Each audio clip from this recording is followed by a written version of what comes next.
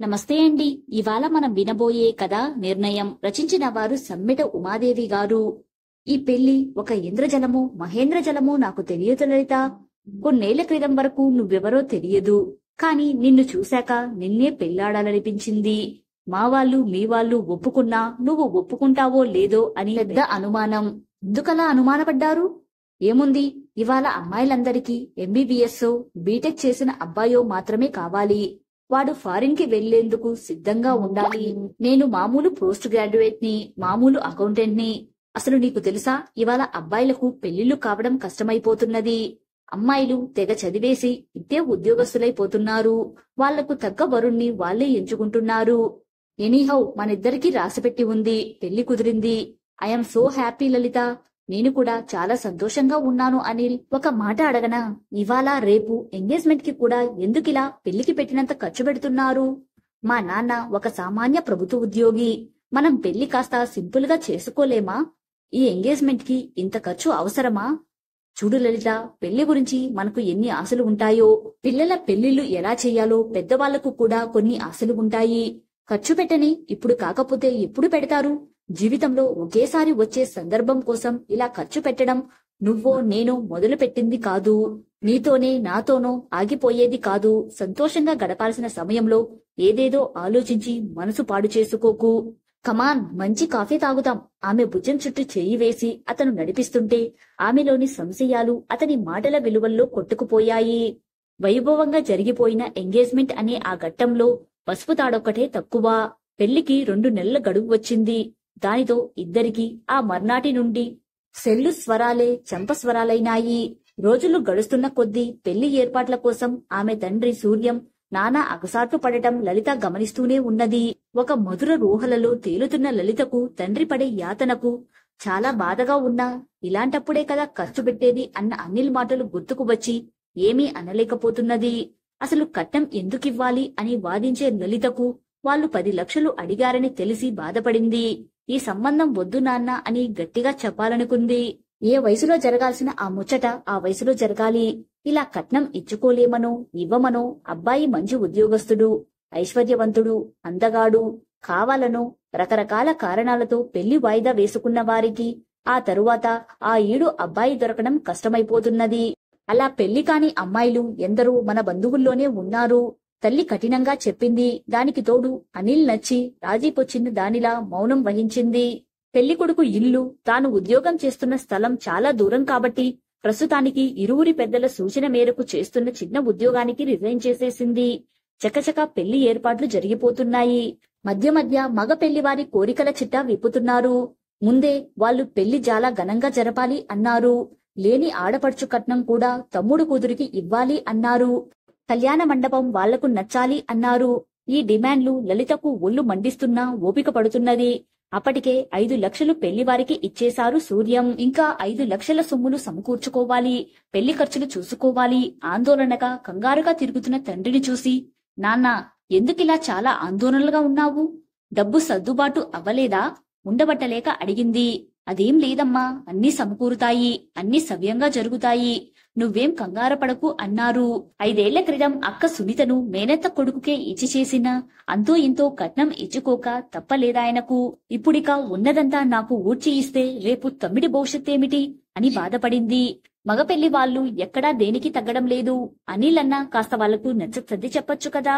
చూడబోతే అతగాడికి కూడా వాళ్ళ అమ్మ వాళ్ళు చేస్తున్న ఆర్భాటాలన్నీ ఇష్టమే అనిపించసాగింది. దానికి తోడు ఇంట్లో ఏవో చర్చలు జరుగుతున్నాయి. లలిత వచ్చేసరికి ఆపేస్తున్నారు.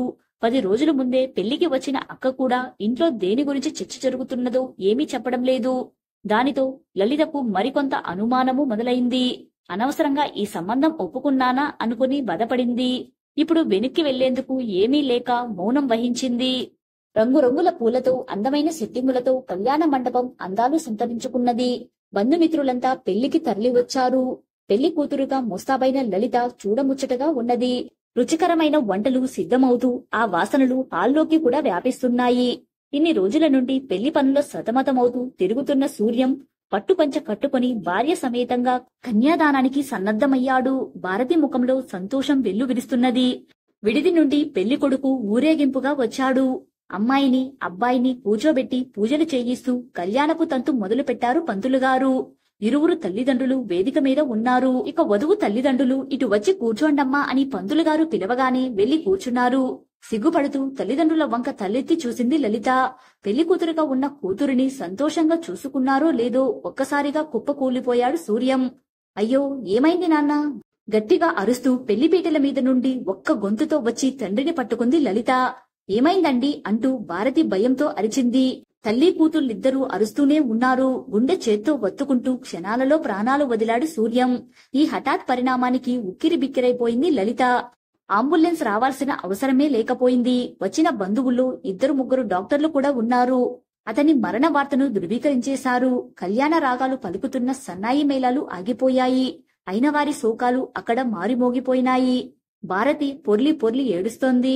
లలిత అక్క సునీత, తమ్ముడు సుధీర్ లలితను పట్టుకుని పెద్దగా రోదించసాగారు. లలితకు భయం, దుఃఖం, ఇలా జరిగిందేమిటన్న ఆశ్చర్యం, ఇదంతా నిజం కాకుండా ఉంటే బావుండన్న ఆశతో అయోమయంగా అరుస్తూ ఏడవసాగింది. పెళ్లి కొడుకుని ఎవరో అక్కడి నుండి తప్పించి కారులో తీసుకెళ్లిపోయారు. మగ పెళ్లి వారంతా మెల్లగా అక్కడి నుండి వెళ్లిపోయారు. పెళ్లి చూద్దామనుకుని వచ్చిన వారికి సూర్యాన్ని ఆకలి చూపులు చూడవలసి వచ్చింది.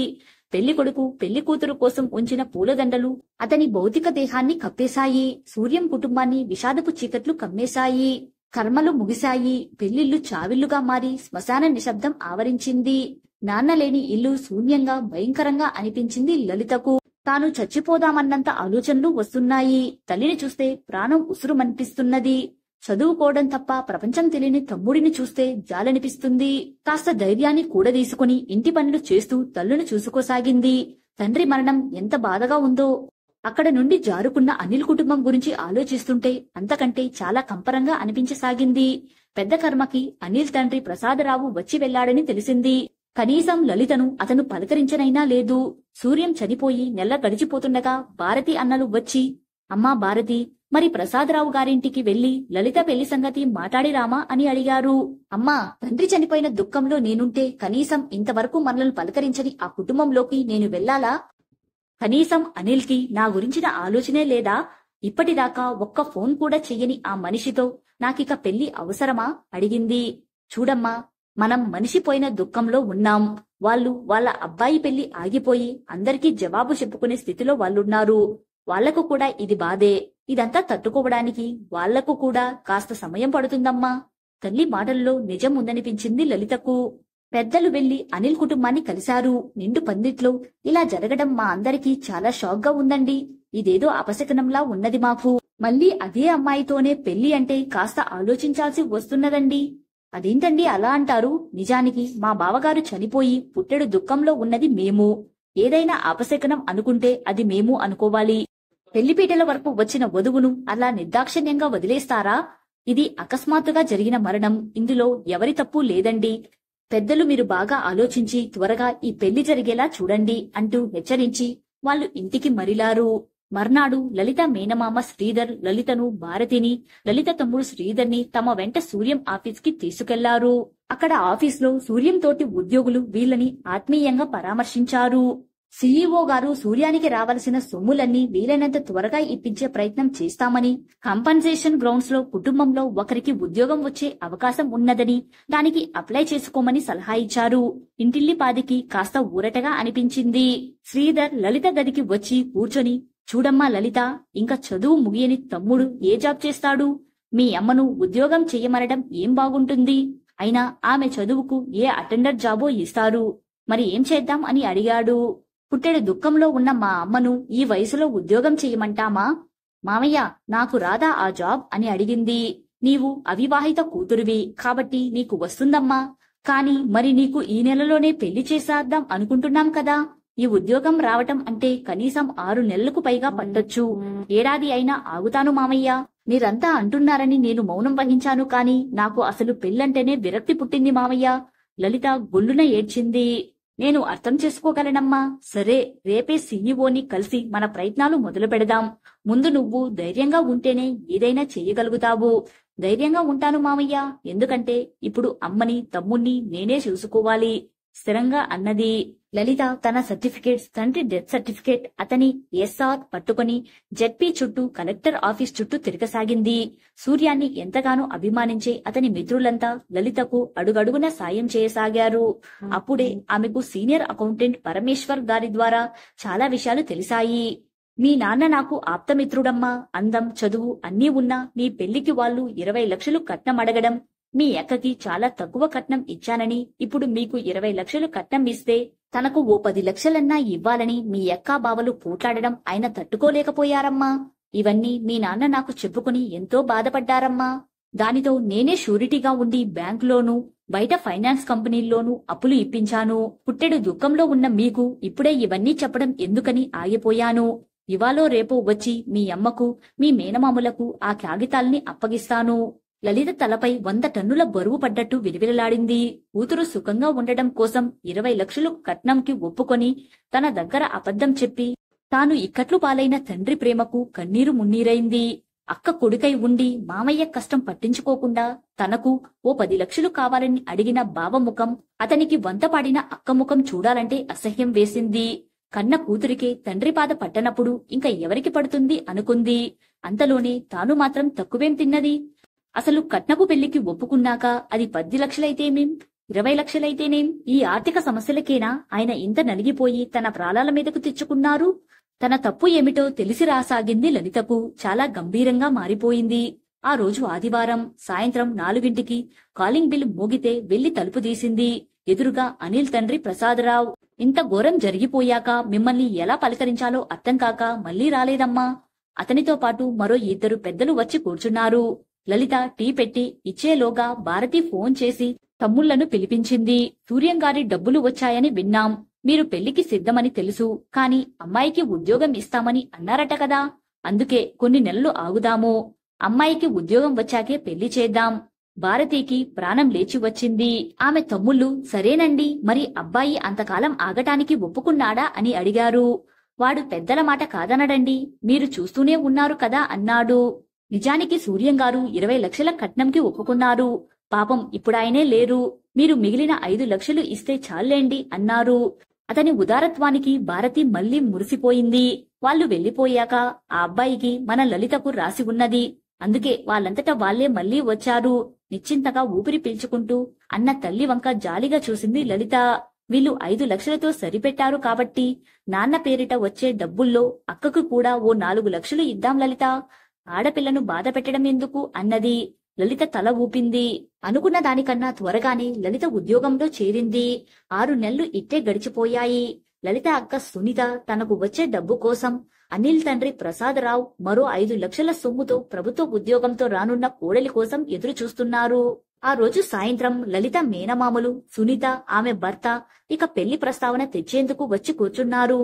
ఆఫీస్ నుండి వచ్చిన లలిత వాళ్ళు ఏదో మాట్లాడబోయేలోగా బ్యాగ్ తెచ్చి, మావయ్య, నాన్న పేరిట వచ్చిన 35 లక్షల్లో 10 లక్షలు ఆయన చేసిన అప్పు తీర్చేశాను. ఇవిగో ఇవే ఆ కాగితాలు. ఇక అమ్మ ఎవరి పంచాన ఉండకుండా 20 లక్షలతో తన పేరిట చిన్న ఫ్లాట్ కొన్నాను. ఇవి ఆ కాగితాలు. అదేంటి మరి నీ పెళ్లి ఖర్చులు ఎలా? అక్కకివ్వాల్సిన డబ్బులు మాటో? అక్కకి నాన్న ఏనాడో పెళ్లి చేశారు. నాన్న వాళ్ళకేం బాకీ లేరు తీర్చడానికి. తమ్ముడికి ఉద్యోగం వచ్చే వరకు వాడి బాధ్యత నాదే. ఇక నా పెళ్లి విషయం నేను మనిషినే మావయ్య. ముందు చేసుకుంటాననడం, తరువాత అపశకునం, అనుమానం వద్దు అనడం, ఆ తరువాత నాకు నాన్న ఉద్యోగం వస్తుంది అనగానే మళ్ళీ చేసుకుంటాము అనడం అంతా వాళ్ళిష్టమేనా? నాకీ పెళ్లి వద్దు మావయ్య. నేనుగా బతుకుతాను. నాకు నేను నచ్చిన వ్యక్తి దొరికినప్పుడే పెళ్లి చేసుకుంటాను. పెళ్లి వారికిచ్చిన 5 లక్షలు మీరు తిరిగి తీసుకొస్తే అవి అమ్మ పేరిట ఫిక్స్డ్ డిపాజిట్ చేద్దాం మామయ్య. స్థిరంగా పలికింది లలిత. కథ సమాప్తం. కథ నచ్చితే లైక్ చేయండి. ఇలాంటి మరిన్ని వీడియోస్ కోసం మన ఛానల్ ని సబ్స్క్రైబ్ చేసుకోండి. మరో మంచి కథతో మళ్ళీ కలుద్దాం. Thank you.